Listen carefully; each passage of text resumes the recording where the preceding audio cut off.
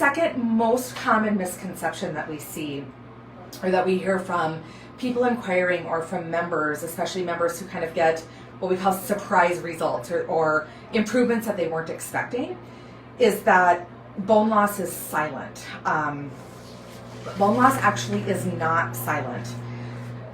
If we think about the purpose of our bone tissue, the purpose of our bone tissue primarily, it has a lot of different functions in the body, but primarily the purpose of our bone tissue is to hold us upright, protect our internal organs, but it also provides the attachment, right, for all of our muscles, ligaments, and joints. And so if we know that we reach peak bone density at the age of 30, kind of taper off, and then we kind of start to lose bone density right around that menopause age or as we get older. If we think about the purpose of bones, then we know that bone loss actually isn't silent, because if our bones start to lose density and get weaker, everything that attaches to those bones will also start to get weaker. Our bodies are amazing, miraculous things, and one of the kind of safety measures that our body has is our muscles will never be able to outpower our bones. So we will never be able to break our own bones.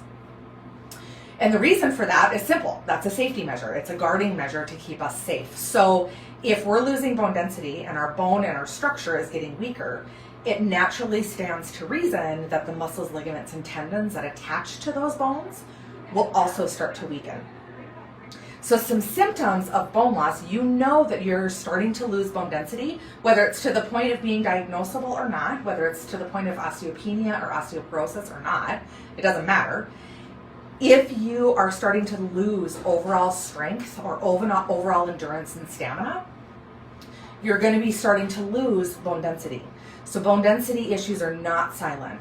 Some other symptoms of bone density loss is back and joint pain, because again, if your muscles and ligaments and tendons are weakening as well, everything that holds you upright and moves those joints is also going to get weaker, leading to more dysfunction and more pain.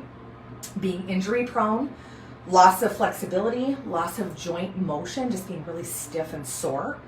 Loss of reaction time or having slow reflexes, so that goes into balance as well. So if you trip, slower to be able to right yourself. It also leads to an increased fall risk.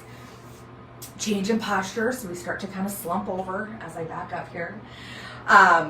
Decreased balance, like I said before, just an overall loss in strength, and one of the primary places that shows up is in our grip strength. A lot of people come to us and they've noticed that they're having a hard time opening jars, or having a hard time getting stuck doors and that kind of stuff open. It also happens to be one of the first things that starts to improve overall.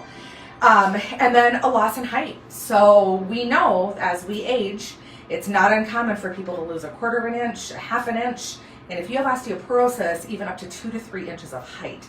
Part of that is the posture, being slumped over. So if we can get you more upright, obviously we're going to gain some height. But if we can start to build up the strength of those joints back up, along with straightening up the spine and building up that a little bit more of that cushion, we're going to start to regain height as well. So bone density losses, bone is not silent. It talks to you. You have to know what you're actually interpreting.